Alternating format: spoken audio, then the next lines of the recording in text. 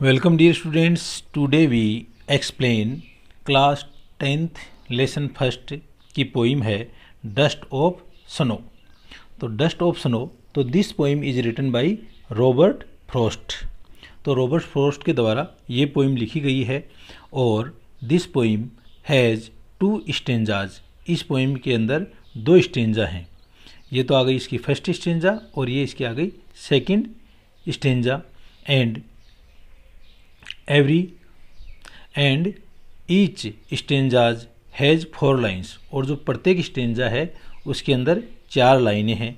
तो this beautiful poem is written by Robert Frost. ये जो पोइम है डस्ट ऑफ स्नो यानी जो फाइन पार्टिकल्स ऑफ स्नो, जो बर्फ़ है उसके जो छोटे छोटे टुकड़े हैं या डस्ट, बर्फ़ की जो धूल है, वो किस तरह से जो अपना कवि है रॉबर्ट फ्रॉस्ट है, वो एक सैडफुल जो डे है और उसके अंदर वो सोरोफुल लाइफ है वो जी रहा है, उसके अंदर किस तरह से एक रेज ऑफ होप है वो निकल करके आती है और उसको कवि को मोटिवेटेड कर देती है। ये इस पोइम का मुख्य थीम रखा गया है। अब इसके अंदर अपन देखते हैं इस पोइम को, तो जो एंडिंग वर्ड प्रत्येक लाइन के अपन देखते हैं, क्रो, मी, स्नो और ट्री। तो इसमें अपन देखते हैं कि जो क्रो है, यदि अपन क्रो को ए माने, क्रो है इसको अपन क्या मान लें, ए। देखो इसको अपन यूँ ले सकते हैं कि क्रो है, क्रो को यदि आप अपन ए माने तो क्रो की जैसी आवाज़ किसकी निकल रही है, स्नो, तो ये इसको भी अपन ए ले लेंगे। मी और ट्री, तो ये मी, इसको आप बी मानोगे तो ये भी बी आ जाएगी।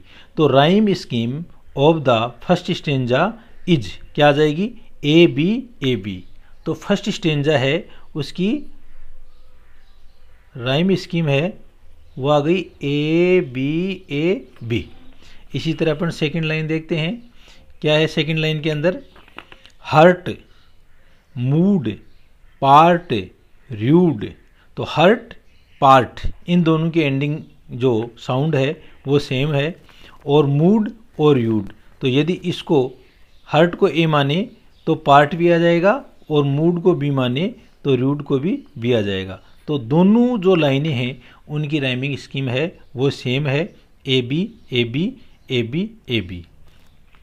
तो this beautiful and short poem written by Robert Frost, और इसके अंदर, इस कविता के अंदर रॉबर्ट फ्रॉस्ट है वो किसका वर्णन कर रहे हैं, एक तो क्रो एक जो अपना बर्ड होता है, वो एक तरह से सैडनेस या अपसुकून है उसका प्रतीक माना जाता है। और हेमलॉक ट्री, तो hemlock is a poisonous tree with white flower. Hemlock tree होता है वो एक जहरीला पेड़ होता है और उसके सफ़ेद फूल हैं वो आते हैं। तो इस प्रकार से इस पोइम की जो फर्स्ट स्टेंजा है उसके अंदर जो पोइट है वो एक सैडफुल पोजीशन के अंदर है और वह एक थॉटफुल जो विचारों के अंदर डूबा हुआ है और वो कोई काम नहीं कर रहा है। तो ऐसी स्थिति के अंदर एक कौवा है वो उस हेमलॉक जो पेड़ है उसकी टहनी को हिलाता है, और हिलाते ही कुछ जो स्नो पार्टिकल्स हैं वो कवि के ऊपर पड़ते हैं, और इस प्रकार से कवि देखता है कि चारों ओर कुछ ना कुछ सिंपल मूवमेंट हो रहा है। और ये जो सिंपल मूवमेंट, कौन सा सिंपल मूवमेंट, मतलब shower of tiny particles of snow, यानी बर्फ़ के जो छोटे छोटे टुकड़े जो गिरते हैं, वो एक छोटा सा मूवमेंट है वो कवि को मोटिवेटेड कर देता है। और कवि अब ये सोचता है कि चलो इन विचारों को छोड़ो, वह अपना पूरा का पूरा दिन है वो विचारों में खो रहा था, अब कुछ अच्छा काम करते हैं, और इस प्रकार से शेष जो दिन का समय है उसको वह बर्बाद होने से बचा लेता है। अब अपन इसके एक्सप्लेनेशन करते हैं। द वे ए क्रो सुक डाउन ऑन मी। तो यहाँ पर the poet standing under the hemlock tree. देखो पोजीशन कैसी है, मतलब ये विंटर सीजन है और इन विंटर सीजन जो कभी चारों तरफ बर्फ़ ही बर्फ़ जमी हुई है और एक हेमलॉक ट्री है। हेमलॉक ट्री है वो एक पॉइजनस ट्री होता है, इसके सफ़ेद फूल या वाइट फ्लावर्स होते हैं। तो ऐसी स्थिति के अंदर कभी इस हेमलॉक ट्री के नीचे खड़ा है तो उस समय और विचारों में डूबा हुआ है, वह एक पेसिमिस्टिक डे है, वो जी रहा है। तो ऐसे समय के अंदर द वे ए क्रो यानी एक जो कौवा है, सुक डाउन ऑन मी, सुक डाउन यानी जो द डस्ट स्नो, डस्ट धूल को बोलते हैं, स्नो बर्फ, यानी जो कौवा है वो जब उड़ता है तो वह बर्फ़ के जो छोटे छोटे टुकड़े हैं उनको सक्ड डाउन यानी सक डाउन ऑन मी यानी सुक डाउन ऑन द पोइट, वो कवि के ऊपर गिरा देता है फ्रॉम ए हेमलॉक ट्री। और ये कौवा कहाँ पर है? The crow was sitting on the hemlock tree, क्योंकि कौवा है वो हेमलॉक ट्री के ऊपर बैठा हुआ था। और इस प्रकार से जब कवि एक थॉटफुल स्टेट के अंदर बैठा हुआ था तो उस समय एक छोटी सी एक्टिविटी होती है। तो इस एक्टिविटी का क्या फ़र्क पड़ता है वो देखो, हैज़ गिवन माई हर्ट, तो दिस सिंपल एक्टिविटी कौन सी? The dust of snow falling on the poet, यानी डस्ट ऑफ स्नो है वो पोइट के ऊपर गिरती है, तो एक सिंपल सी एक्टिविटी है। Has given my heart a change of mood, तो this simple activity changes poet's mood, यह पोइट का जो मूड है उसको बदल देती है। And saved some part of day, and in this way the poet thought that some little activities are going on around him, यानी छोटी छोटी क्रियाकलाप उसके चारों ओर चल रहे हैं। और ए रे ऑफ होप यानी एक आशा की किरण है वो निकल करके आती है, और इस प्रकार से जो रिमेनिंग डे है, बचा हुआ दिन है, उसको बर्बाद होने से कभी बचा लेता है। And saved some part of a day, and in this way the poet saved the remaining part of day, जो बचा हुआ दिन उसको बचा लेता है। आई हैड रूइड, और जो पूरा का पूरा जो दिन है, रूइड यानी रिपेंट यानी पश्चाताप करना, पूरा का पूरा दिन है जो उसने कवि ने पश्चाताप के अंदर बिता दिया था, तो उसका कुछ हिस्सा है वो बचा लेता है। तो ये जो एक छोटी सी अपनी पोइम है जिसके अंदर 8 लाइनें हैं, और इसके अंदर कवि रॉबर्ट फ्रॉस्ट कहता है कि जब व्यक्ति हताशा और निराशा में होता है तो उस समय कुछ ऐसी क्रियाएं होती हैं जिनके अंदर एक नई आशा की किरण है वो निकल करके आती है। तो ये अपनी पोइम हो गई। अब अपन इसके क्वेश्चन आंसर देखते हैं। Thinking about the poem, what is a dust snow, यानी डस्ट स्नो बर्फ की जो धूल है वो क्या है। व्हाट डज द पोइट से है चेंज्ड हिज मूड, और पोइट कैसे बताता है कि इसने उसके मिजाज को बदल दिया। How has the poets mood change, और किस तरह से उसका जो मूड है, कवि का जो मूड किस तरह से चेंज हुआ। तो dust of snow refer to fine particles of snow, dust of snow या बर्फ़ की जो धूल है ये बर्फ़ के जो छोटे छोटे कण हैं उनको इंगित करता है। While walking by A hemlock tree, जब कवि है वो हेमलॉक ट्री के पास से जाता है। A crow on the tree shook down some particles of snow, एक कौवा है वो बर्फ़ के कुछ कण हैं वो कवि पर गिरा देता है। On the poet, and this change his mood, and the simple activity of this change the writer's mood या poet's mood. He was having a bad day, the poet that day have a bad day and was in a sad mood, और वह एक दुखपूर्ण मिजाज में था। The falling snow change his mood, और गिरती हुई जो बर्फ़ है उसने उसके मिजाज को चेंज कर दिया। And made him free feel more uplifted, और उसको ज़्यादा अच्छा, अपलिटेड यानी ज़्यादा अच्छा मोटिवेटेड अपने आप को पाया।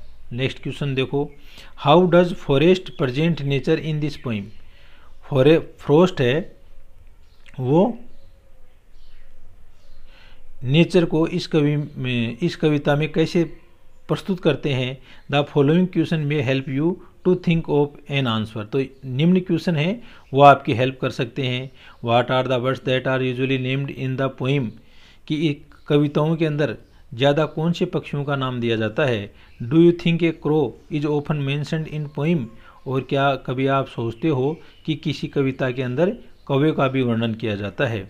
वाट images came to your mind, आपके दिमाग में कौन कौन सी इमेजेज या तस्वीरें आती हैं। When you think of A crow, जब आप एक क्रो के बारे में सोचते हो। अगेन दोबारा, what is a hemlock tree, एक हेमलॉक ट्री क्या होता है। Why does the poet right about more beautiful, why does the poet right about more beautiful tree, और क्यों कवि है वो एक ज़्यादा सुंदर पेड़ के बारे में वर्णन करता है, such as a maple, oak, pine, इनके बारे में। अगला देखो, what do the crow and hemlock represent, crow कौवा और जो हेमलॉक ट्री है वो किस चीज़ को प्रतिनिधि करते हैं। जो और सोरो, खुशी का या दुख का। What does the dust of snow that the crow shakes of, और डस्ट ऑफ स्नो है that the crow shakes of, जिसको कि कौवा है वो हिलाता है। हेमलॉक ट्री स्टैंड फॉर, और हेमलॉक ट्री है वो किस चीज़ के लिए यहाँ पर आया है। तो यहाँ देखो, Frost has presented nature in quiet and unconventional manner, तो रॉबर्ट फ्रॉस्ट है उसने यहाँ प्रकृति को एक अपरंपरागत तरीके से प्रस्तुत किया है। While in other nature poems, अन्य जो नेचर की पोइम्स हैं, वी कैम अक्रॉस बर्ड्स, हम मिलते हैं ऐसे पक्षियों से जैसे नाइटिंगेल है और नाइटिंगेल, स्पैरो, चिड़िया। Frost has used A crow in this poem, और जबकि फ्रॉस्ट है उसने इस पोइम के अंदर किसका यूज किया है, कौवे का यूज किया है। एक crow can be associated with something dark, black and forebodings, एक कौवा है वो काला, डार्क, अंधेरापूर्ण, काला और अपशकुन है उसको इंगित करता है। दिस इज वाई, इसका कारण यह है। Other poets usually mention singing nightingales, अन्य जो कवि हैं वो सामान्यतः मेंशन यानी वर्णन करते हैं सिंगिंग नाइटिंगेल्स, गाती हुई नाइटिंगेल के, और beautiful white doves in their poems, और सफ़ेद सुंदर बतखों का अपनी पोइम के अंदर। Also the poet has written about a hemlock tree, और यहाँ पर जो पोइट है वो एक हेमलॉक ट्री है उसका वर्णन करता है, विच इज़ पॉइजनियस ट्री, और यह एक जहरीला पेड़ होता है। He has not written about a more beautiful tree, उसने ज़्यादा सुंदर जो पेड़ हैं उनको नहीं लिखा, सच एज मैपल, जैसे मैपल का है, ओक का है ट्री, और pine tree, because these tree symbolise the feeling of sadness, क्योंकि ये जो पेड़ हैं ये प्रतीक हैं सिम्बलाइज के सैडनेस, उदासी के, रिग्रेट, पश्चाताप के, विच इज वाई ही है यूज ए हेमलॉक ट्री, और यही कारण था कि इन सब चीज़ों के लिए कवि ने हेमलॉक ट्री है उसका यूज किया है। The crow and the hemlock tree represent सोरो, और क्रो यानी कौवा और हेमलॉक ट्री है वो दुख का प्रतिनिधित्व करते हैं। The dust of snow that is shaken of snow, और जो डस्ट ऑफ स्नो है जो हिलती है, that is taken of the hemlock trees by crow stands, और जो सेकंड ऑफ झड़ती है कहाँ से, हेमलॉक ट्री से, बाई क्रो स्टैंड फॉर जो, और क्रो है वो यहाँ पर खुशी का प्रतीक है। दैट फ्रॉस्ट एक्सपीरियंस, जिसका कि फ्रॉस्ट अनुभव करता है। He has their for use N unconventional tree, और इसलिए वह यूज करता है एक अपरंपरागत पेड़ का, एंड बर्ड, पक्षी का, in order to contrast them, उन दोनों के अंदर कॉन्ट्रास्ट करने के लिए, विथ जो, खुशी के साथ में, in the form of snow, एक फॉर्म ऑफ स्नो, बर्फ के रूप में।